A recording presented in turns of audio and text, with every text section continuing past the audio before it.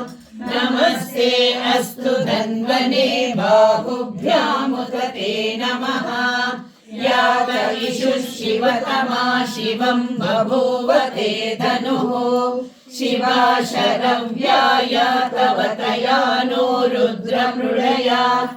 या ते रुद्रशिवा तनूरघोरा पापकाशिनी। तया नस्तनुवा सन्तमया गिरिशन्ताभिचाकशीः। यामिषुं गिरिशन्तहस्ते बिभर्षस्तवे। शिवाभिविक्रतां कुरु माभिगुंसि पुरुषं जगत्। शिवेन वचसा त्वा गिरिशाच्छा वदामसि। यथा नः सर्वमिज्जगदयक्ष्मगुं सुमना असत्। अद्य वोचदधिवक्ता प्रथमो दैव्योऽभिषक्। अहीनश्च सर्वाः जम्बयन् सर्वाश्च यातु धान्यः। असौ यस्ताम्रो अरुण उत बभ्रुः सुमङ्गलः।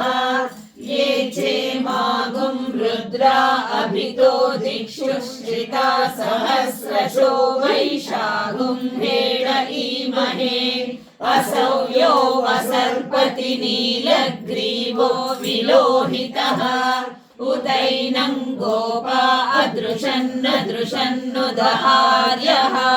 उदैनं विश्वा भूतानि सदृष्टो मृडयाति नः। नमो अस्तु नीलग्रीवाय सहस्राक्षाय मीडुषे।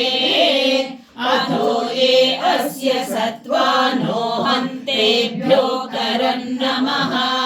प्रमुञ्च धन्वनस्वमुभयोराग्नियोर्जाम्। याश्च ते हस्त इषवः राता भगवो वप।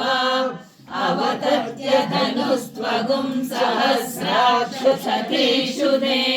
निशीर्य शल्यानां मुखा शिवो नः सुमना भव।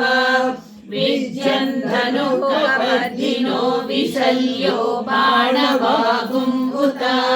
अनेशन्नस्येष